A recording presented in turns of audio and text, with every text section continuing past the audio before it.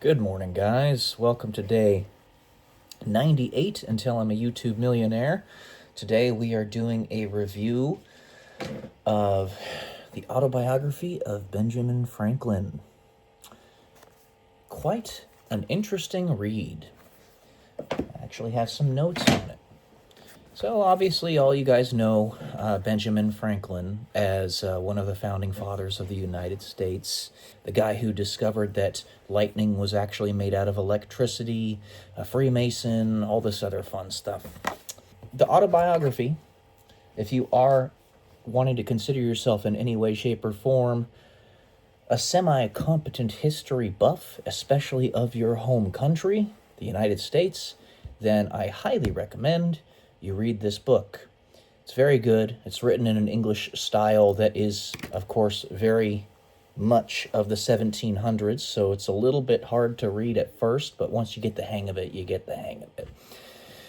So, the notes that I have written on this book, things that you may or may not have already known that you're going to find in this book. And remember, one of the reasons I do these reviews and I read so many books is because of the psychological layering that comes along with it. It's not just that you're learning these things, it's that they become part of the foundational fabric of your subconscious, and you don't even really realize it. It's just the way psychological layering works. Psychological, spiritual, physical, emotional layering. You want to layer good things on top of your mind, not bad things. Listen to music that empowers you, absorb media that empowers you, read books that empower you, etc. So, Benjamin Franklin claims to be a deist himself. He actually makes this claim himself in the book. It's not just written in history books that he was a deist. He claims to be a deist. He has a Presbyterian upbringing, but even though he was going to be, or he was destined to be, a pastor in that sect of Christianity, it turned out that he didn't actually end up doing it because his father realized how bright he was and he wasn't really made for it. He needed to do other things. Now, don't get me wrong, priests tend to be well above average intelligence. I'm just going to tell you that straight up. But he had other things that he was going to do, and his dad knew early on in his life. Now, he also wrote his own virtue list. And in this virtue list, he gives a brief synopsis of what they are or how he's fulfilling said virtues. Well, what I found very funny, because Benjamin Franklin is known to be a playboy, right? One of the virtues was chastity, and he didn't have any description of it. I thought that was hilarious. So it's like, chastity? What is this chastity thing? I've never heard of it. It's one of my virtues, but I have no idea what it is. That type of thing. He eventually goes on to marry this woman by the name of Miss Reed, and he actually talks about how he had gone to London earlier on in his life, and she had made an attempt to continue correspondence with him through writing, like letters, and he only wrote one letter back. And because he had been in London for so long, her family ended up trying to get her to court somebody else instead. And that eventually she got married to this other guy, but he was a doofus and ended up going to a different country and basically trying to sever his connections with the colonies at the time. And it was just a marriage that was destined to fail, and I think it was probably intentional because they wanted her to be with Benjamin Franklin. They seemed to be a match made in heaven, if you will. So when he eventually got back, he realized the error in his ways, that he made a big mistake in not maintaining the correspondence. Communication is everything, guys. Everything. But he didn't maintain proper correspondence with her, and that was what led her and her family to give up on the relationship between the two of them. Well, eventually, they mended their past and did get married, and it was the greatest decision he'd ever made in his life, and he stated it multiple times in his autobiography. His greatest error, or one of his greatest errors, was not maintaining communication with the woman he was trying to court. And his greatest one of the greatest things that ever happened in his life was that he fixed it, and it ended up working out really well. I just love that. I love that because it proves to you that just because you made a mistake earlier on in life doesn't condemn you to hell for the rest of it. You can fix it. You still are living life. You can still fix problems.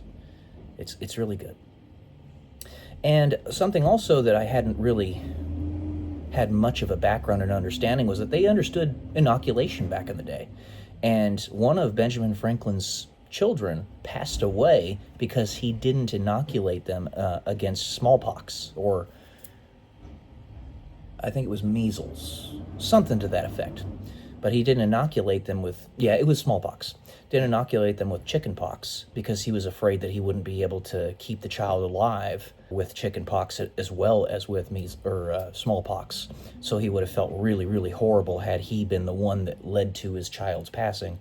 But the child ended up passing anyway because he didn't get inoculated and got smallpox later on. Let's see here.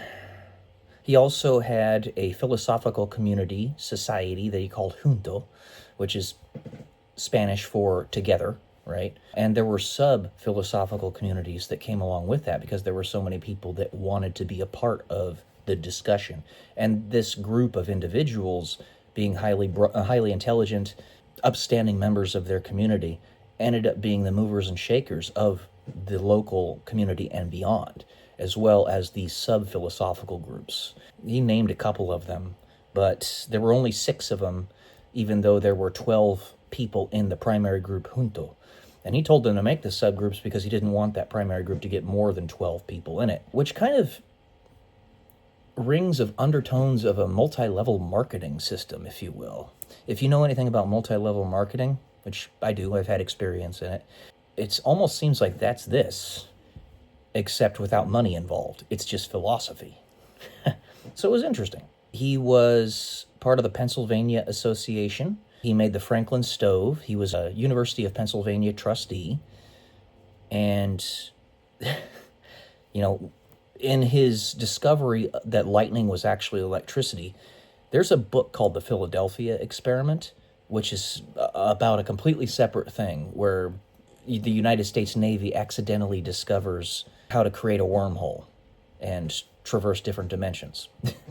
Apparently it's just a science fiction story that's written by a guy just for fun, but it was ironic because the Philadelphia experiment was actually connected to Benjamin Franklin's experiment with his kite and lightning. It was called the Philadelphia experiment, or the experiments that were associated with it anyway. And something else I didn't know about Benjamin Franklin was that he was actually made a full bird colonel in the Continental Army, or the defensive force of the colonies. I'm not sure, I can't remember if this was prior to the separation from Great Britain or afterward, but he had been made a colonel because he was one of the top people in the local area that needed to organize everybody, and they just promoted him to colonel immediately.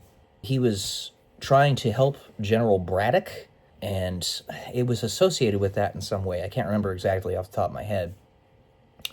And then also, something I found really interesting, by the way, he had been proffered the promotion to general, like a starred general, but he refused it because he didn't think that he was that type of material. So, another point is that Sandy Hook, the place where you think of the tragedy that happened a while back, he is associated with Sandy Hook, the location, in his life. Anyways, it's a really good autobiography. You're going to learn a lot of stuff about his life that you didn't know, no doubt. And remember, like I said, it's the psychological layering and things of that nature, so my recommendation, definitely read this book, especially if you want to know more about United States history, the history of the colonies, all that stuff. It's going to give you some really deeper, richer understanding of it all.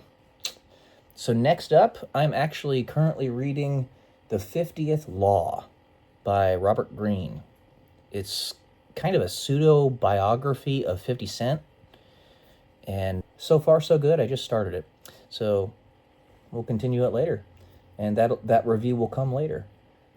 So, all right, guys, that's it for today. Love y'all. Peace.